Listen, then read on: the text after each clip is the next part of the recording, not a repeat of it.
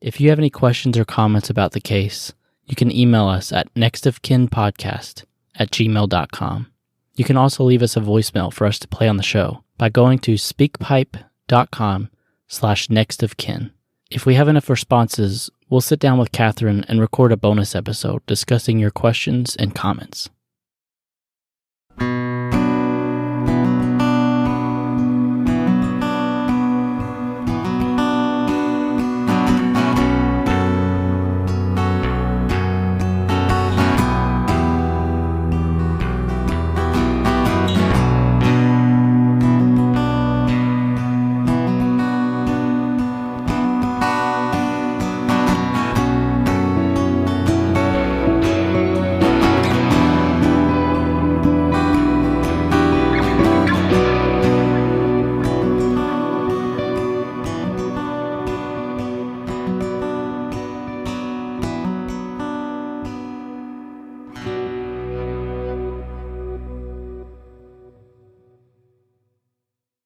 One of the first things Catherine told us when we sat down to discuss the idea of this podcast with her was that we wouldn't get very far in talking to the Kentucky State Police, and that eventually we would understand at least a small portion of our frustration in dealing with them on Jim's case all these years.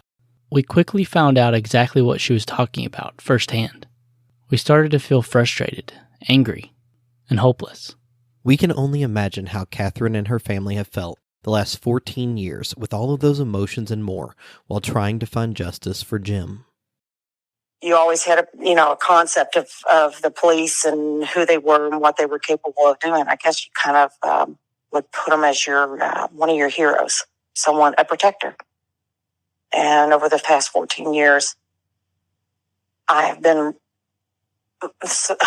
highly let down, disappointed, frustrated, angry.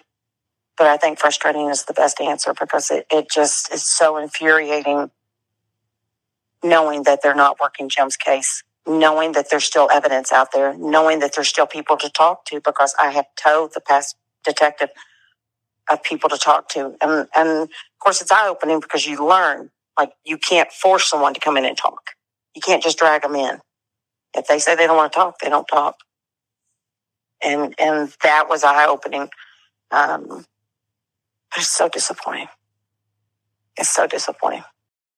You may feel similar feelings about this investigation and the Kentucky State Police, especially after listening to last episode, and you should.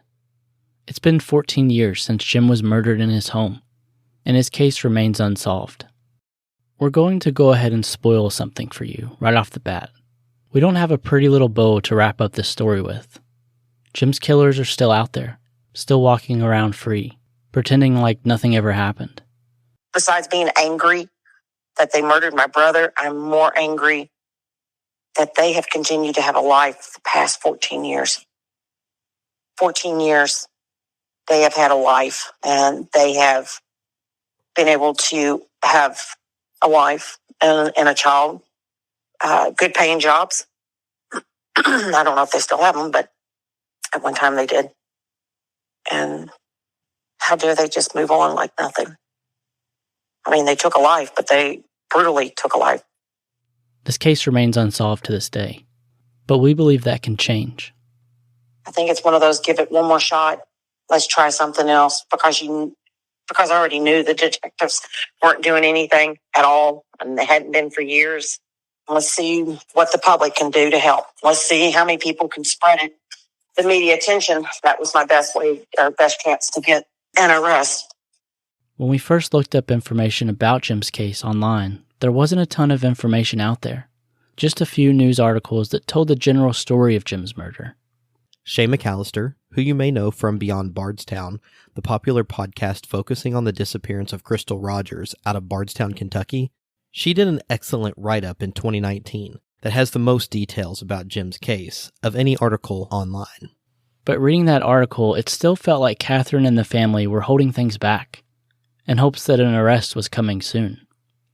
That article was in fact written in 2019, the same year that the Kentucky State Police supposedly sent off some crucial DNA evidence to be tested, the results of which have never been rendered. Catherine and her family felt hopeful that maybe the DNA evidence was the missing piece and would finally bring answers and closure to Jim's case. Sadly, no arrest came, and more years went by. Now, Catherine and her family decided to give out new information through this podcast about the details surrounding Jim's murder. Things that have never been discussed in the media before the release of this podcast. Things like the details surrounding the robbery on Halloween night, a debit card theft in 2006, the issues with the Kentucky State Police and their investigation, and the information about Jim's past acquaintances and their past crimes. None of those things were mentioned in any news article about Jim's case. I had been so protective of Jim and trying not to overshare what I knew, fear of losing the case or fear of angering the police and them not working the case, until I finally realized they weren't working the case. So what difference did it make whether I shared information or not? Because I tiptoed so much, trying not to anger any of them. And I was told by a friend who was friends with the law enforcement that I was described as I was a difficult person. I was a difficult person to work with. And I think they thought it would be an insult to me, but it's not, because I'm really not difficult. All I'm doing and all I expect is them to do their job. And they weren't. They don't want me to be difficult, as they say. Do your job. And I won't call every week. And I won't bother you. One of the detectives had told me that the 3 things in life they always knew and guaranteed at the post, and it was a joke. And I was told it was a joke. Was death, taxes, and Catherine Nichols calling every week to check on her brother's case. And I always told every one of them that worked the case, you don't want me to call, you don't want me to bother you, solve the case, and I'll leave you alone. I'm not as afraid as some of my family members are for me, because there was so much release that's never been said. And my sister thinks that it is going to provoke the killers to try to stop me from talking. Because, before, when the second detectives went out and spoke to them, one of them made a threat against me. And, of course, the police didn't tell me for 4 months they made a threat. And it was to do harm to me. And the police didn't do anything about it. Of course, like I said, it took 4 months to tell me in a casual passing. So all this being revealed again and being released, so much more information than what we've ever done, put you on hyper alert. I've always been since all this has happened, of course, naturally it just changes you. But I always try to be aware of my surroundings at all times. And now even more so. After 14 years with no movement, 14 years patiently waiting, Catherine and her family decided to take another approach. Now it's time for the Kentucky State Police to do the same. When I share Jim's story, I go back to the day I found him, literally right back into his house. And so when I'm sharing his story, I am there. And it usually takes me a day or two to decompress. When the podcast comes out on a Wednesday, I don't get a lot done that day because my phone doesn't stop. It has been beneficial in some aspects of some of my friends that I've had for years. I mean, I'm talking, 11, 12 years. Some of them that knew me, we were friends when Jim was alive, and they were friends with Jim. They have contacted me and told me that they didn't realize what I had been going through all these years. People jump to assumptions, and it's one of those, they think you should just get over it until they realize and they hear the fear in you and the family members and the emotion and the crying, what it was really like. I've had one friend contact me and tell me that she couldn't get past the second one. It was too emotional for her. It was too hard. And she knew my brother. They were friends. Every week's different. For me, some of it's a triumph that I was able to release things. And then when I do that, though, it puts other family members in fear. for my safety. My gut says, I know who it is. My gut says it. And when you know the police know the same thing, and they're not doing anything, and they don't even have detectives watching these people, it's frustrating, it's irritating. And again, makes you angry. Because they're putting other people's lives at risk. Jim's death, his murder was not a one-time thing. There's no way. There's no way. Not with what they did. And how they did it. And the crime scene afterwards. There's no way.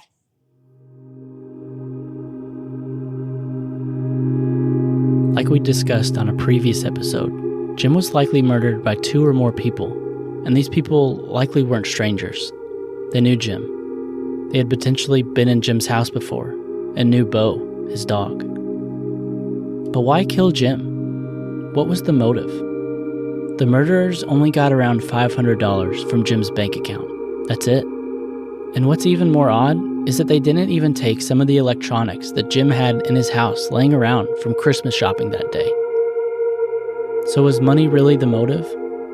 Who ties someone to a chair, stabs them multiple times, and slits their throat for $500? No, this was personal. These people were angry with Jim.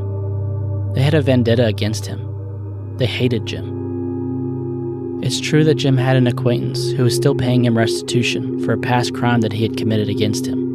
And it's true that Jim's acquaintance stopped paying restitution a few months before his murder. And it's also true that they resumed paying Jim his restitution the day after Jim's murder. And it's true that this person also attempted to murder someone with a knife in a previous altercation. This person even knew Bo. But like we've stated before, these are all examples of circumstantial evidence. These facts alone wouldn't be, and shouldn't be, enough to convict someone of murder. You need solid evidence. Evidence like DNA. We know this type of ending to a podcast is a pet peeve for those who love the true crime genre. Listeners like resolution. They want to hear that the case has reached a satisfactory ending, and we get that. However, this is not entertainment for the family, because this is the reality more often than not. As stated in the last episode, 40% of murder cases go unsolved. When a podcast picks up a cold case story, including our own, the intent is not to leave listeners frustrated with the podcasters. As a matter of fact, the goal is to inspire the public to action. These podcasts are many times a plea for help, because only pressure on the authorities from the public and the media will lead to movement on a case. And movement on this case is a real possibility in the near future. We have to believe that we can make a difference. Podcasts like In the Dark Season 2 or In Your Own Backyard and many others have proven the value of the podcast medium as a way to get cold cases solved. You may feel helpless or small, but together we can make a difference. We can ask, demand, plea for answers in regards to the DNA lab results that were submitted over 3 years ago. We can challenge the local district attorney or DCI that reports to the Attorney General of the state to mandate an update from the Kentucky State Police. The KSP hasn't put out an official update on this case in many years, and we think it's time for one. This is a call for transparency. It is a call for accountability. This DNA evidence could be the key evidence that could potentially lead to a conviction. Like we pointed out last episode, there are 2 valid questions that the KSP needs to answer about this investigation. Number 1, is someone currently assigned to and actively working Jim's case? And if not, why won't they talk to the media about it, considering it is a 14-year-old cold case with no new leads? And number 2, did they submit DNA evidence to be tested in 2019? And have they received the results? Both of these questions should be able to be answered by the KSP without any interference in their investigation. We have been denied the opportunity to even ask these questions. That's why we need your help. We started this podcast into Jim's case because we both live in Shelbyville and have never even heard of Jim's murder. Our goal was never to solve the case. We're just podcasters. We leave all of that to the detectives and the police, the authorities, the people that are supposed to solve these cases.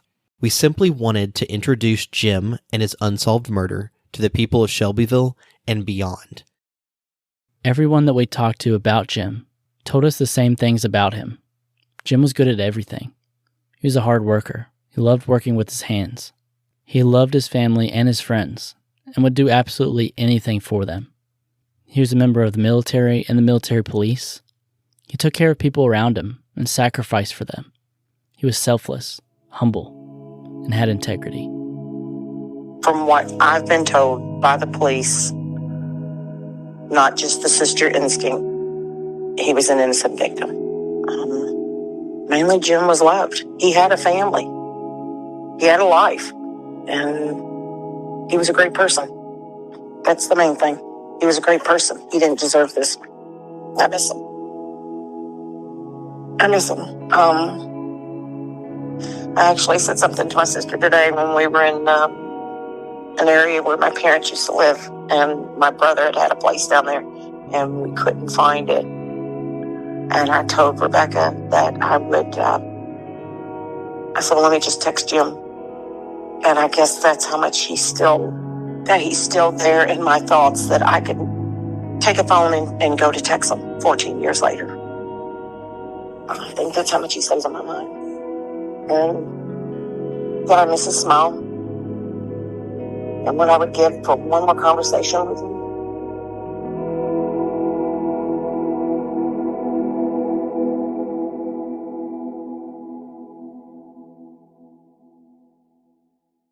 We first reached out to Catherine all the way back in April of 2021 with the idea of this podcast.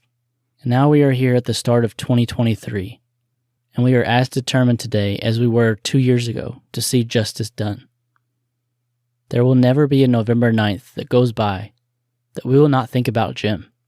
Even over the recent holidays, we thought about the fact that there are families left grieving even amid the joys that may be around them, because these cases act as a dark cloud that follow a family wherever they go and whatever they do.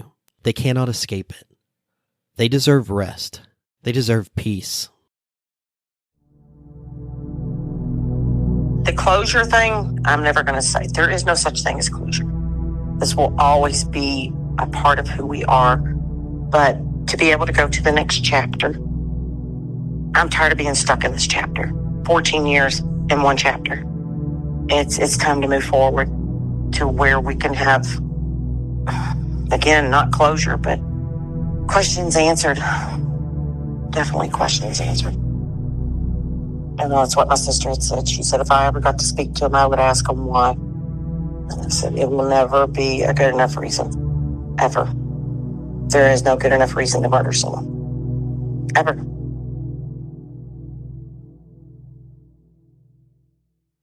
We want to thank everyone who has listened to every episode of this podcast.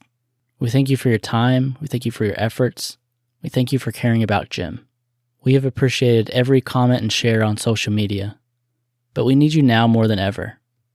We know many of you want to direct your efforts towards something practical, so we're going to make it easy for you. On all of our social media accounts, we have a post with a list of contacts and their email addresses, so that you can voice your desire for action in this case by the Kentucky State Police.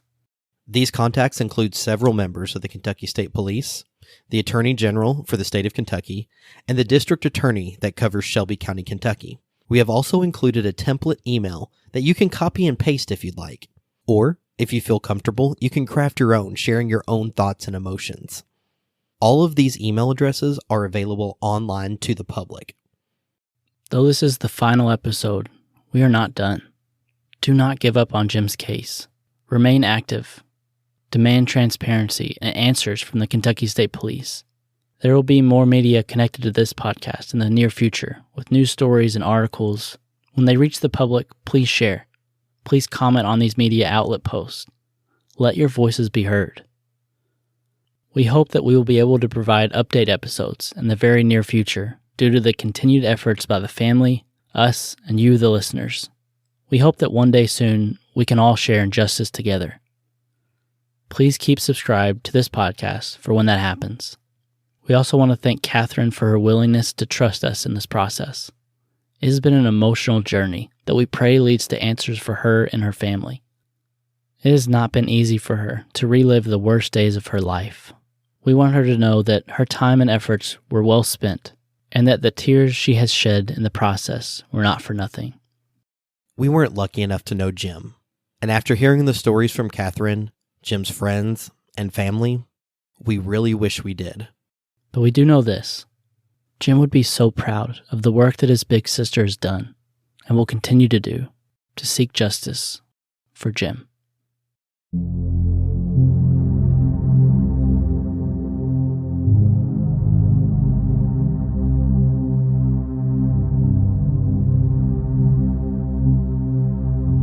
We're not going away. None of us. My sister's not going away. I'm not going away. And I want him to know I'm not going to stop. I will continue to live, because I had stopped that. I had stopped living for years. I will continue to live, but I'm not going to stop. Not till justice is done for him.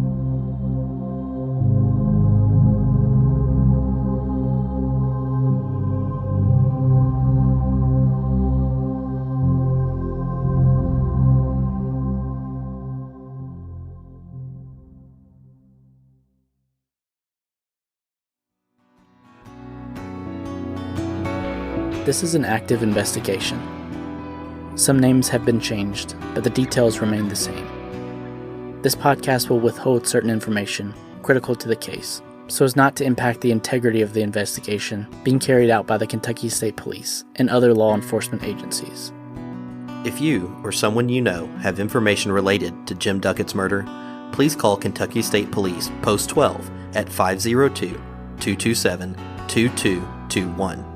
Or you can text a tip to 67283 by typing in KSPTIP in the message field.